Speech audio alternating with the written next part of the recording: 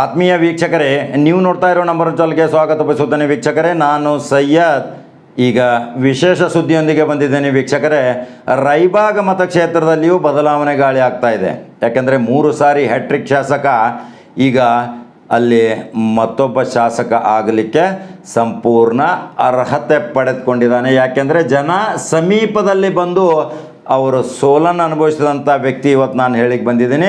ಯಾಕೆಂದರೆ ಚಿಕ್ಕೋಡಿ ಜಿಲ್ಲಾ ಅಲ್ಪಸಂಖ್ಯಾತರ KPCC ಘಟಕದ ವತಿಯಿಂದ ಪ್ರತಿ ಮನೆಗೆ ಆಹಾರದ ಪೊಟ್ಟಣಗಳನ್ನ ಹಂಚಿಕೆ ಮಾಡ್ತಾ ಇದ್ದಾರೆ.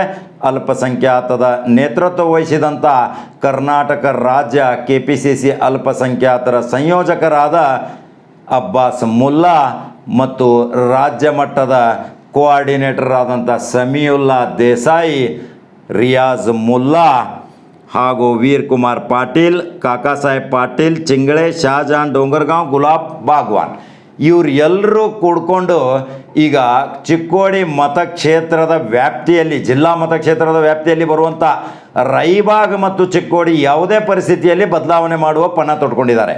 ಈಗ ರಾಯಬಾಗ್ ಮತಕ್ಷೇತ್ರದಲ್ಲಿ ಯಾರು ಅಭ್ಯರ್ಥಿ, ಅಲ್ಲಿ ಏಕೈಕ ಅಭ್ಯರ್ಥಿ ಅಂದರೆ ಜನ ಎಷ್ಟೊಂದು ದೂರವಾಣಿ ಮುಖಾಂತರ ತಮ್ಮ ಅಭಿಪ್ರಾಯಗಳನ್ನ ವ್ಯಕ್ತಪಡಿಸ್ತಾ ಇದ್ದಾರೆ.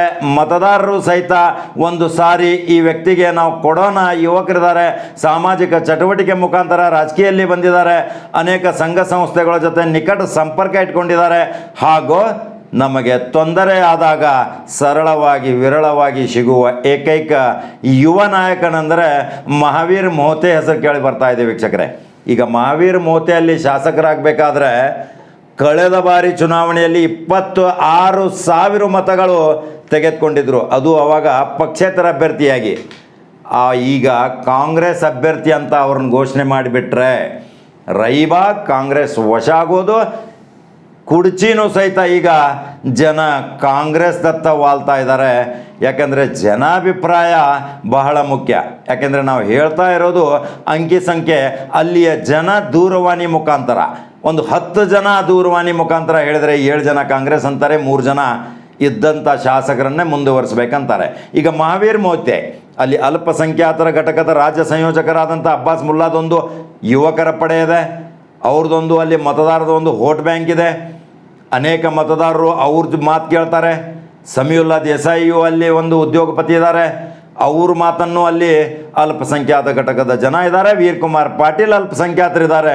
ಇವು ಎಲ್ಲರ ಟೀಮ್ ಒಂದು ವರ್ಕ್ ಮುಖಾಂತರ ಒಂದು ಒಳ್ಳೆಯ ತೆರನಾಗಿ ಮಾಡಿದರೆ ಅದಕ್ಕೆ ಹಸಿರು ನಿಶಾನೆ ತೋರಿಸ್ಲಿಕ್ಕೆ ಒಂದು ಬೇಕಲ್ಲ. ಹಾಗಾದರೆ ಹಸಿರು ನಿಶಾನೆ ತೋರಿಸೋರು ಯಾರು?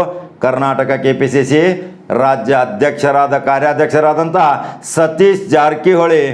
ಅದಕ್ಕೇನಾದರೂ ಗ್ರೀನ್ ಸಿಗ್ನಲ್ ಕೊಟ್ಟರೆ ಮಹಾವೀರ್ ಮೋಹತೆ 2023ರಲ್ಲಿ ಶಾಸಕ ಆಗ್ಬೋದು.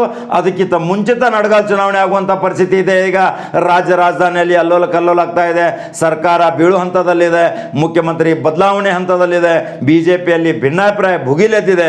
ಯಾವ ತಿರುವು ಪಡೆಯುತ್ತೆ ಗೊತ್ತಿಲ್ಲ. ಯಾಕೆಂದರೆ ರಾಜಕಾರಣ ಯಾವಾಗಲೂ ನಿಂತ ನೀರಲ್ಲ, ಈ ನಿಂತ ನೀರು ಯಾವಾಗಲೂ ಹರಿತಾ ಇರೋ ನೀರು.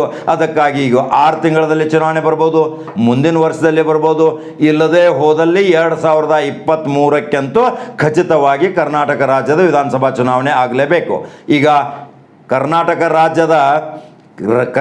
ರಸ್ತೆ ಅಭಿವೃದ್ಧಿ ನಿಗಮದ ರಾಜ್ಯ ಉಪಾಧ್ಯಕ್ಷರಾಗಿ ಒಂದು ಕ್ಯಾಬಿನೆಟ್ ದರ್ಜೆಯ ಸಂಪುಟ ದರ್ಜೆ ಸ್ಥಾನಮಾನ ಹೊಂದಿದಂಥ ಒಂದು ಹುದ್ದೆಯನ್ನು ಸಹಿತ ಮಹಾವೀರ್ ಮೋಹತೆ ಚೆನ್ನಾಗಿ ನಿಭಾಯಿಸಿದ್ದಾರೆ. ಅನೇಕ ಜನರಿಗೆ ಅಲ್ಲಿಂದ ಅನುಕೂಲ ಆಗಿದೆ. ಅಧಿಕಾರಿಗಳ ವರ್ಗ ಇದೆ, ಅಲ್ಲಿ ಜನಸಾಮಾನ್ಯರಿದ್ದಾರೆ, ಕೂಲಿಕಾರರಿದ್ದಾರೆ. ಅಭಿವೃದ್ಧಿ ಪಥದತ್ತ ಸಾಗುವತ್ತ doctor SC Mahadevappa PWD minister ಇದ್ದಾಗ ಅನೇಕ ಅನುದಾನಗಳನ್ನ ತಂದಿದ್ದಾರೆ.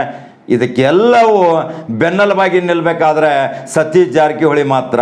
ಸತೀಶ್ ಜಾರಕಿಹೊಳಿ ಯಾರು ಅಭಯ ಹಸ್ತ ತೋರಿಸ್ತಾರೆ, ಅವರು ರಾಯಬಾಗ್ ಮತ್ತು ಕುಡ್ಚಿಯಲ್ಲಿ ಶಾಸಕರಾಗುವುದರಲ್ಲಿ ಸಂದೇಹವಿಲ್ಲ. ಯಾಕೆಂದರೆ ಸತೀಶ್ ಜಾರಕಿಹೊಳಿ ಅವ್ರದ್ದೊಂದು ವೋಟ್ ಬ್ಯಾಂಕ್ ಇದೆ, ಸಾಮಾಜಿಕ ಚಟುವಟಿಕೆ ಇದೆ, ಮಾನವ ಬಂಧುತ್ವ ವೇದಿಕೆ ಇದೆ, ಅವರ ವೈಯಕ್ತಿಕ ಫ್ಯಾನ್ಸ್ ಇದ್ದಾರೆ, ಅವರ ಅಭಿಪ್ರಾಯ, ಅವರ ಪ್ರೀತಿಯ ಗೆಳೆಯರಿದ್ದಾರೆ, ಅವರನ್ನು ಅಭಿಮಾನಿ ಬಳಗ ತುಂಬ ಹೃದಯದಿಂದ ಸ್ವಾಗತ ಮಾಡೋರಿದ್ದಾರೆ.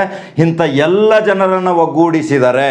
ರಾಯಬಾಗ್ ಮಹಾವೀರ್ ಮೋಹತೆಗೆ ಗೆಲುವು ಸಮೀಪರಲ್ಲಿ ಕಾಣುತ್ತೆ. ಈಗ ಚುನಾವಣೆ ಇನ್ನು 1.5-2 ವರ್ಷ ಇದೆ.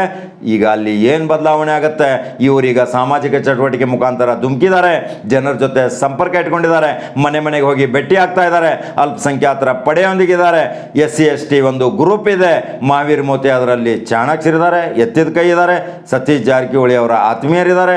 ಇವರೆಲ್ಲರೂ ಕೂಡಿ ಅಲ್ಲಿ ಏನಾದರೂ ಒಂದು ಭವಿಷ್ಯ ನಿರ್ಮಾಣ ಮತ್ತು ಬದಲಾವಣೆ ಆಗಬೇಕಾದ್ರೆ ಸತೀಶ್ ಜಾರಕಿಹೊಳಿ ಅವರ ಗ್ರೀನ್ ಸಿಗ್ನಲ್ ಬೇಕು.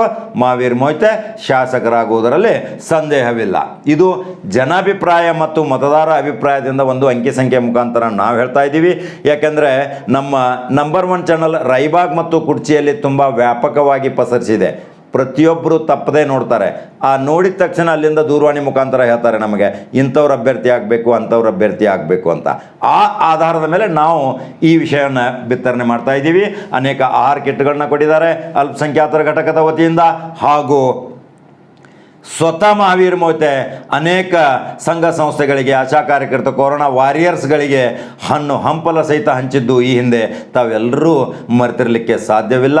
ಈಗ ರಾಯಬಾಗದಲ್ಲಿ ಮಹಾವೀರ್ ಮೊಯ್ತೆ ಶಾಸಕರಾಗಬೇಕಾದ್ರೆ ಅಲ್ಲಿ SC ST ಒಂದು ಪ್ರಬಲ ಕೋಮ ಸಪೋರ್ಟ್ ಮಾಡ್ಬೋದು, ಅಲ್ಪಸಂಖ್ಯಾತರದೊಂದು ಅಬ್ಬಾಸ್ ಮುಲ್ಲಾ ನೇತೃತ್ವದೊಂದು ಸಮೀವುಲ್ಲಾ ದೇಸಾಯಿ ಒಂದು ಘಟಕವಿದೆ, ಅವರೆಲ್ಲರೂ ಅವರಿಗೆ ಬೆಂಬಲ ಮಾಡ್ಬೋದು. ಆದರೆ ಮತ್ತೊಂದು ಅಲ್ಲಿ ಪ್ರಮುಖ ಅಂಶ ಏನಂದರೆ VL ಪಾಟೀಲರ ಸುಪುತ್ರರ ಬಲಾಢ್ಯ ಒಂದು ಪ್ರಬಲವಾದ ಒಂದು ವೋಟ್ ಬ್ಯಾಂಕ್ ಇದೆ. ಆ ವೋಟ್ ಬ್ಯಾಂಕನ್ನು ಸಹಿತ ಮಹಾವೀರ್ ಮೊಯ್ತೆ ಯಾವ ರೀತಿ ತನ್ನ ತೆಕ್ಕೆಗೆ ತೆಗೆದುಕೊಳ್ತಾರೆ ಅದನ್ನು ಕಾದು ನೋಡಬೇಕಾಗತ್ತೆ. ಯಾಕಂದರೆ VL ಪಾಟೀಲ್ ಅವರ ಸುಪುತ್ರರ ಒಂದು ಪ್ರಬಲ ಬಲಾಢ್ಯ ಅಲ್ಲಿ ಪ್ರತಿ ಇಂಚಿಂಚು ಪ್ರತಿ ಗ್ರಾಮೀಣ ಮಟ್ಟದಲ್ಲಿಯೂ ಸಹಿತ ಅವರ ಒಂದು ಪ್ರಭಾವ ಇದೆ, ಅವರ ಸುಪುತ್ರರ ಪ್ರಭಾವ ಇದೆ. ಅವರು ಎಲ್ಲರೂ ಕೂಡಿ ಮನಸ್ಪಟ್ಟರೆ ಮಹಾವೀರ್ ಮೊಯ್ತೆ ಯಾವುದೇ ಪರಿಸ್ಥಿತಿಯಲ್ಲಿ ರಾಯಬಾಗದಲ್ಲಿ ಶಾಸಕ ಆಗಲಿಕ್ಕೆ ಗ್ಯಾರಂಟಿ ಇದೆ. ಯಾಕೆಂದರೆ ಅಲ್ಲಿ ಹ್ಯಾಟ್ರಿಕ್ ಶಾಸಕ ಈಗ ದುರ್ಯೋಧನ ಐಹೊಳೆ ಪ್ರಗತಿಪರ ಅನೇಕ ಕಾರ್ಯಕ್ರಮಗಳನ್ನ ಮಾಡಿಕೊಂಡು ಜನಪ್ರೀತಿ ಗಳಿಸಿದ್ದಾರೆ. ಯಾರೋ ಮನೆಗೆ ಹೋದರೂ ಸಹಿತ ಅವರು ಸೌಜನ್ಯದಿಂದ ವರ್ತನೆ ಮಾಡ್ತಾರೆ. ಯಾರ ಜೊತೆ ವೈಷಮ್ಯದ ರಾಜಕಾರಣ ದುರ್ಯೋಧನ ಐಹೊಳೆ ಅವ್ರದ್ದಿಲ್ಲ. ಅದು ಒಂದು ದುರ್ಯೋಧನ ಐಹೊಳೆಗೆ ಒಂದು ಪ್ಲಸ್ ಪಾಯಿಂಟ್ ಇದೆ. ಈ ಇಬ್ಬರ ನಡುವೆ ಅನುಕಂಪ ಇದೆ ಮಹಾವೀರ್ ಮೊಯ್ತೆ ಮೇಲೆ. ಆದರೆ ಮತದಾರ ಏನು ಮಾಡ್ತಾನೆ ಕಾದು ನೋಡಬೇಕು. ಇನ್ನು 2023ರಲ್ಲಿ ಇದೇ ಇವತ್ತಿನ ಮಹತ್ವದ ಸ್ಟೋರಿ. ಹಾಗಾದರೆ ಇನ್ನು ಏನಾಗುತ್ತೆ ರಾಯಬಾಗ್ ಮತ್ತು ಕುರ್ಚಿ ಕ್ಷಣದ ಮಾಹಿತಿ ನಮ್ಮ ನಂಬರ್ 1 ಚಾನಲ್ ಬಿತ್ತರಿಸುತ್ತೆ. ನೀವು ನಂಬರ್ 1 ಚಾನಲ್ ಫಾಲೋ ಮಾಡೋದನ್ನು ಮರೆಯಬೇಡಿ. ಮತ್ತೆ ಮಹತ್ವದ ಸುದ್ದಿಯೊಂದಿಗೆ ಬರ್ತೀನಿ ವೀಕ್ಷಕರೇ, ನಮಸ್ಕಾರ.